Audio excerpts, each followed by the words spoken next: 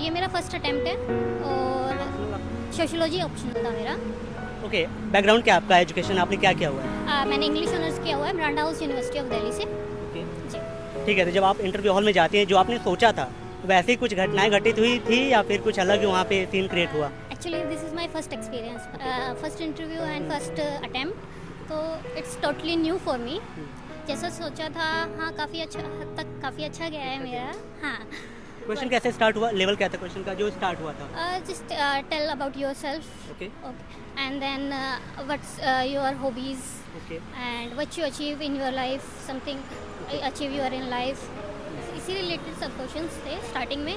फिर उसके बाद लेवल्स अप होते गए। अगर मैं लेवल की अब जो अभी बात करूँ, अगर मैं वो पूछूं कि आपका डेप्थ से, करंट से, स्टैटिक जो आपने पूरे जर्नी में अपनी तैयारी के दौरान पढ़ा था, उन सब से क्या क्या कैसे क्वेश्चन पूछे गए?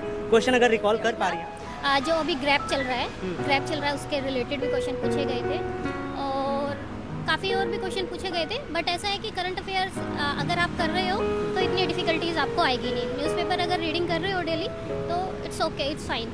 आपका ऑप्शनल सोशियोलॉजी आपने बताया। एक बार थोड़ा सोशियोलॉजी का, मेरे पे कई सारे कमेंट आ रहे थे कि सोशियोलॉजी का ब्रीफ एक बार आप थोड़ा सा बुक लिस्ट वगैरह बता दें, कट टू कट जो आपने फॉलो किया हो। बुक लिस्ट मैं सारी अभी आपको मैंने लिखी हुई है, मैं आपको सभी बता भी दूंगी और आप अपने कमेंट में लिंक शेयर कर देना उनसे। और सारी के जाने पड़ते हैं, जैसे डेफ है वो आपको लेके जाना पड़ेगा साथ में आप अपनी फ़ोटोज़ भी ले जा सकते हैं। और मतलब ऐसा ज़्यादा कुछ नहीं, डेफ से गवर्नमेंट नहीं, ऐसा कुछ नहीं। आपको मतलब आपके एक आईडी होनी चाहिए आपके पास, कोई भी गवर्नमेंट आईडी, और उसके अलावा आपका डेफ होना चाहिए आपके पास। ओके, आप एक बेस्ट कैंडिडेट हैं जो कि फर्स्ट अटेम्प्ट में यहाँ तक पहुँचे। तो मैं ये जानना चाहूँगा, 25 तारीख को प्रीलिम्स होने वाला है, कुछ टाइम रह गया, मतलब 4.5 महीने के आसपास। इस टाइम ड्यूरेशन को कैसे स्लॉट किया जाए एक बिगिनर के लिए? अभी तक आपने जो पढ़ा है वो, और उसके साथ डेली न्यूज़पेपर और डेली जो अभी तक आपने रिवाइज़ किया है, जो अभी तक पढ़ा है वो बेस्ट है। उसके बाद उसी को रिवाइज़ करें, यही मैं बोलूँगी। थोड़ा सा ये तो सिंपल सा हो गया, थोड़ा सा ज़्यादा ही, थोड़ा सा सब्जेक्ट वजह से जो कोर सब्जेक्ट हैं आपके, इकोनॉमी, हिस्ट्री, ज्योग्राफी, जो कोर सब्जेक्ट हैं उनके लिए थोड़ा सा इस टाइम के हिसाब से आप बता दें कैसे रिवीजन करना है। अगर आप होती तो क्या करते? अभी आपने जितना भी जो मेन था, अभी आप सोशियोलॉजी मतलब आपका जो ऑप्शनल है उस पर ध्यान दीजिए फर्स्ट, क्योंकि जो ऑप्शनल है वही आपका बेस बनाता है कि आपके कितने मार्क्स आने हैं, कितना क्या है। और ये प्रीलिम्स है, प्रीलिम्स में आपको सिर्फ क्लियर करना होता है, मेन चीज़ है क्लियर करना है, तो आप उसी के हिसाब से सिर्फ फोकस करें कि आप क्लियर कर पाएँ। और हमें पीवाई को देखना पड़ेगा? जी बिल्कुल देखना पड़ेगा। ओके, आपके घर में कोई सिविल सर्विस से रिलेटेड है? मेरे घर से कोई भी सिविल सर्विस से नहीं है, मैं फर्स्ट ही हूँ जो अभी प्रिपरेशन कर रही थी और जो अभी तक आए हैं। ओके, मैं मेंस की स्ट्रैटेजी आपसे नहीं जानना चाहूँगा, मैं ये जानना चाहूँगा कि मेंस में तैयारी करने से पहले कितने दिन पहले से आपको आंसर राइटिंग के लिए तैयारी करना चाहिए, सबसे पहला? दूसरा तरीका क्या है करने का?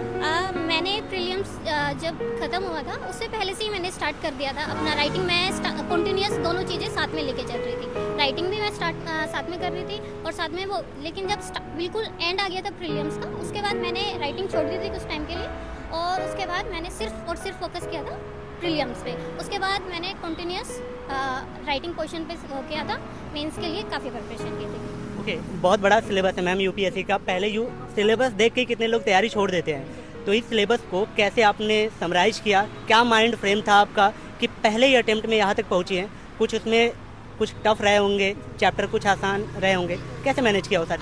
एक्चुअली मैं अपने ग्रेजुएशन से ही मैं प्रिपरेशन कर रही थी और मेरे को 6 इयर्स हो गए हैं वैसे प्रिपरेशन करते हुए, लेकिन अटेम्प्ट मेरा फर्स्ट है ये। ओके, हाँ, तो स्टार्टिंग में मुझे भी ऐसा लगा था कि एक बार ऐसा टाइम भी आया था कि मेरे को लगा कि छोड़ देना चाहिए, क्योंकि काफ़ी डिफिकल्ट हो रहा था। और 6 ईयर कंटिन्यूस प्रिपरेशन करने के बाद फैमिली प्रेशर भी थोड़ा आ ही जाता है कि ठीक है, कब देना है, शादी का भी आ जाता है, एग्ज़ाम कब देना है, कब करना है। उसके बाद वो प्रेशर भी था और उसके बाद फिर जैसे आप कंटिन्यूस रीडिंग करना स्टार्ट करते हैं, राइटिंग स्टार्ट करते हैं, कंटिन्यूस अगर आप रहेंगे, कंसिस्टेंसी रहेंगी आपके अंदर, तो आपका एग्ज़ाम क्लियर हो सकता है। ओके, नहीं, मैं टॉपर्स जो नोट्स होते थे उन पे भी मैं ध्यान देती थी और मैं रियल एक्सपीरियंस पे ज़्यादा बिलीव करती हूँ। तो मैं उन लोगों जो रियल एक्सपीरियंस मतलब जो सिविल सर्वेंट्स हैं मैं उनसे भी मिलती रहती थी। ओके। हाँ, उन सब से भी मिलती रहती थी। आप अगर कंटिन्यूस प्रिपरेशन करते रहते हैं, आप कंटिन्यूस करते रहते हैं, तो आप टैकल कर सकते हैं। ऐसा कुछ चैप्टर हैं आपके जो जिस पे सिर्फ उन्हीं पे फोकस किया आपने? नहीं, ऐसा कुछ नहीं है, मैंने सभी पे फोकस किया, बट जो मेनली ऐसा है कि मेरे को ऐसा लग रहा था हाँ मार्क्स गेनिंग है और मेरे लिए थोड़ा सा इजी पड़ रहा था, वही मैंने किया mainly. Okay, 1-2 question last ma'am. जैसे नोट्स कैसे बनाएं, ये सिंपल सा क्वेश्चन हो जाएगा, सब जानते हैं कैसे बनाना है, लेकिन क्या पहली रीडिंग से बनाना चाहिए? और उस रीडिंग में क्या क्या होगा? आपके एनसीईआरटी स्टैंडर्ड बुक या फिर किसी कोचिंग के जो नोट्स हम लेके आते हैं? मैंने स्टार्टिंग में कोचिंग स्टार्ट की थी, कोचिंग भी ली थी मैंने स्टार्टिंग में 2 इयर्स मैंने कोचिंग ली थी। बट मुझे ऐसा बेस क्लियर के लिए ही मैंने किया था, कोचिंग स्टार्ट की थी। उसके बाद मैंने अपना खुद ही नोट्स बनाने स्टार्ट किए, लेकिन जो मैंने रीडिंग स्टार्ट की थी, रीडिंग के बाद मैंने फर्स्ट रीडिंग के बाद से स्टार्ट किए नोट्स बनाने। ओके, हाँ, इस पूरे जर्नी ने आपको क्या सिखाया? इस जर्नी ने यही सिखाया है कि कॉन्स्टेंट रहो और हार्ड वर्क करते रहो, हार्ड वर्क के साथ स्मार्ट वर्क करो। कुछ सेक्रीफाइस करना पड़ा? क्या चीज़?